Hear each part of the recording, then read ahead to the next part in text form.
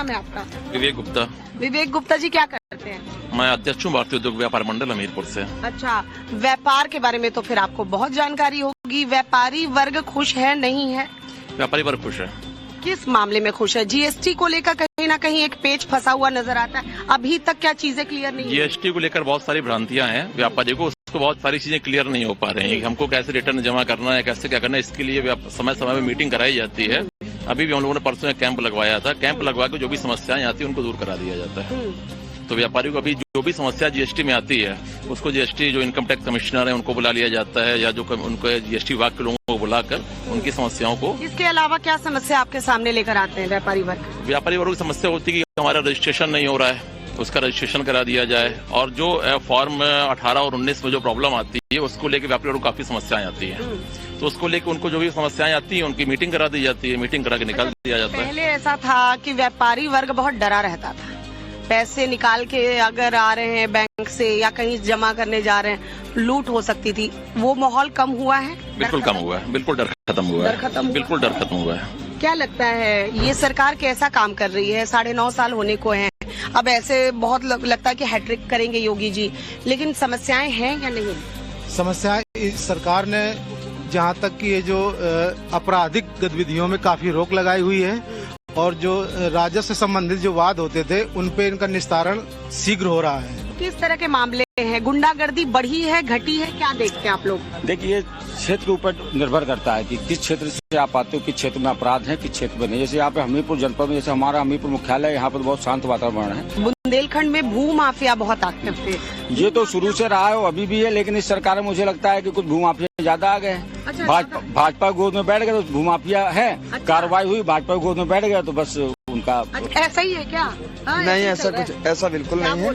नहीं, ऐसा बिल्कुल नहीं है। सरकार ने पूर्णतः प्रतिबंध लगाया हुआ है गुंडागर्दी पर, अवैध कब्जे पर। होते थे कब्जे आज से पहले, सपा की सरकार में हो, बसपा की सरकार में हो, कांग्रेस की सरकार में हो, 2000 कब्जे होते थे।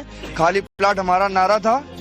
क्यों भाई हैं? जो भी ये समझ लीजिए, आज तो इतनी रोकथाम है कि हमारी बहन बेटियां रात के 8 नहीं 12 नहीं 1 बजे रात्रि में भी निकलती हैं। 1 बजे रात को क्यों जरूरत पड़ेगी हमीरपुर में निकलते हैं? लोगों को काम पड़ता है। कानपुर सुरक्षा चलो ठीक है, लेकिन ये बताइए, तो ये फिर झूठ बोल रहे हैं? झूठ काला कोट ऐसा झूठ बोल रहे हैं? काला कोट वाली बात नहीं है। काला कोट झूठ नहीं बोलता है। जुडिशरी की हम बहुत जो है सम्मान करते हैं, ऐसा नहीं है। बड़े भाई वो भी हमारे, लेकिन बशर्ते ये है कि ये वॉशिंग मशीन वाला मामला है कि नहीं है? नहीं, ऐसा कहीं कोई मामला नहीं है वॉशिंग मशीन वाला। ये तो कहने के लिए हम किसी भी पार्टी पर आरोप प्रत्यारोप करना हमारा काम है।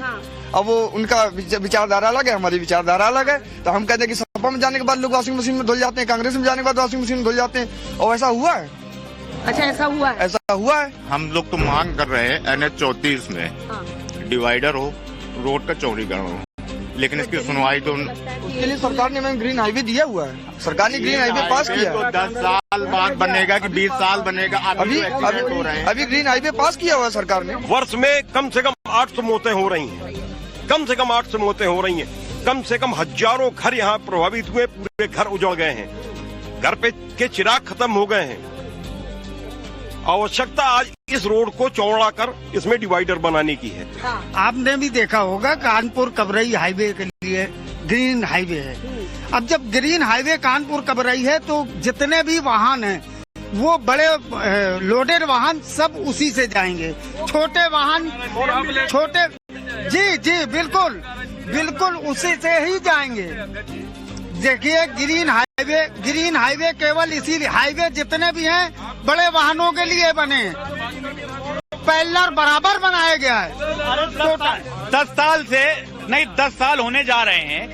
बाईपास पास हुआ था, अभी तक बाईपास नहीं बन पाया है। मुझे नहीं लगता इतना बड़ा प्रोजेक्ट ये लोग 15-20 साल में के पहले बना पाएंगे। देखिए, माना कि थोड़ा लेट हुआ है, लेकिन सरकार के द्वारा 7,145 करोड़ का लगभग जो बजट पास हुआ है, थोड़ा लेट लपाट हो जाता है कि और भी विकास के मुद्दे होते हैं कई जो है, जिसको लेके वो ग्रीन हाईवे जो बनाया जा रहा है 118 किलोमीटर का लगभग है, और अन्य विकास मुद्दे सरकार द्वारा जो लगातार कराए जा रहे हैं। अच्छा, ये जो सूखाग्रस्त क्षेत्र है हमीरपुर में बात करूंगी, पानी की संकट आप लोगों को आती है? देखिए, सरकार के द्वारा लगातार नहरों का निर्माण कराया गया, उनका सुंदरीकरण भी कराया गया। जैसे तालाब है, आप देखेंगे सुमेरपुर का तालाब हो गया, और कई ऐसे सैकड़ों तालाब जिनके सुंदरीकरण कराया गया और देखने में जिनको जो है जैसे कस्बे का नाम होता है, सरकार द्वारा लगातार नहरों में पानी जो है सप्लाई की जाती है, जिससे जो किसानों को सिंचाई का साधन उपलब्ध हो सके। से ज्यादा यहाँ पे जो बाढ़ आती है, यहाँ पानी का तो बहुत अच्छा स्तर है, क्योंकि दो नदियों के बीच में हम लोग, लेकिन बाढ़ इतनी आती है उसके लिए यहाँ पे कुछ भी ऐसा नहीं होता है, सब टेम्परेरी व्यवस्थाएं होती हैं। और यहाँ पे इतना पिछड़ा है, ये बुंदेलखंड का सबसे पिछड़ा जिला है, यहाँ पे काम करने की इतनी जरूरत है।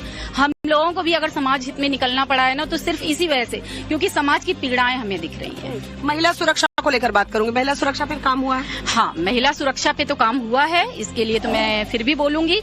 हमीरपुर में महिला सुरक्षा को लेकर आप लोग क्या सेफ महसूस करती हैं? जैसा वो लोग भी बोल रहे थे 12-1 बजे नहीं, कानून की व्यवस्था से तो सही है, कानून व्यवस्था सही है, रात में भी निकल सकती है, उनके लिए कोई दिक्कत नहीं है। लेकिन ये बच्चियों को भेजने में यहाँ कोई प्रॉब्लम नहीं, काउंटर होने चाहिए भाई, देखिए होने चाहिए। जो जैसा बच्चियों के साथ में जो गलत करता है उनको जान से मारने की आवश्यकता है, लेकिन तो दिया था समाज सेवा के लिए निकलते हैं। जैसे हम लोग जैसा करें उसके साथ वैसा होना चाहिए ना। अब 3 साल की बच्चियों के साथ रेप हो रहा है तो इनकाउंटर का वही सड़क पे लेके मारना चाहिए ना, फांसी दे देनी चाहिए, दे देनी चाहिए ना। महिलाओं का ये गुस्सा, महिलाओं का हमारे हमीरपुर में नहीं, अन्य शहरों में तो ये हो रहा है ना, अन्य शहरों की बात कर रही हूँ मैं। ये मेरा निवेदन है आपसे कि आप इस रोड से आइए, एक बार NH-34 से होके जाइएगा, और जैसे आप ये जमुना पुल में चढ़ेंगे, इसके दोनों तरफ एक बोर्ड लगा है, यह पुल 40 टन भार के हेतु सुरक्षित नहीं है। पूरा अधिकारी निकलता है, पूरी जनता निकलती है, दोनों तरफ बोर्ड लगे।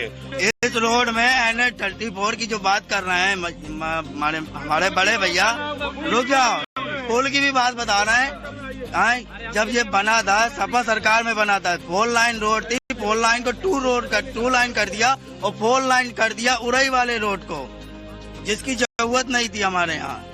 और जब ये रोड, रुक जाओ, ये 15 साल की ग्रीन हाईवे पास हो गया है। 9 साल में सरकार, 9-9.5 साल में क्या काम किया सरकार? काम तो किया, कहीं नहीं किया।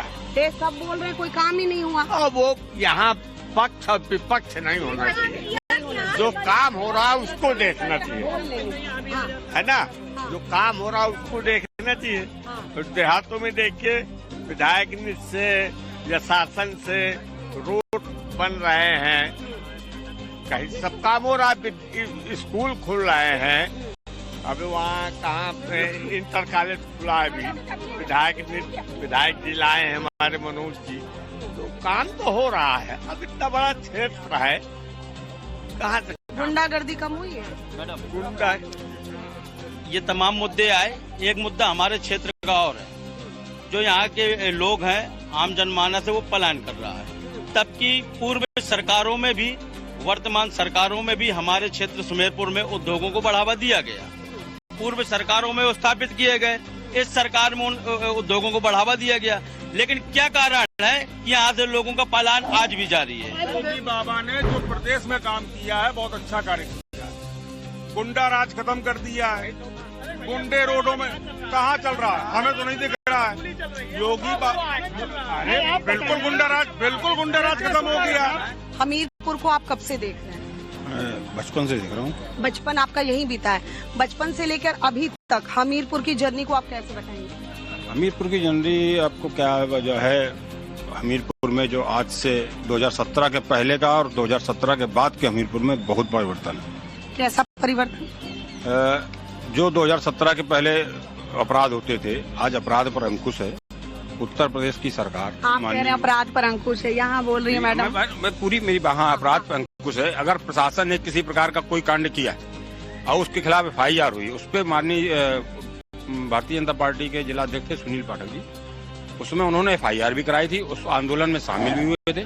देखिए, स्वास्थ्य और शिक्षा, अगर हम पूरे प्रदेश की, यहाँ उत्तर प्रदेश की बात करें, तो जो हमारी भारतीय जनता पार्टी की सरकार है, सबका साथ सबका विकास, सबका विश्वास और सबका प्रयास, उसी संकल्प के साथ आगे चल रही है, बिना भेदभाव रहित। यहाँ हमारी सरकार अंत्योदय तक लाभ पहुँचा रही है, बिना भेदभाव के। हर योजनाओं को, हर गरीब को, हर योजनाओं को, सरकार को जो योजनाएं हैं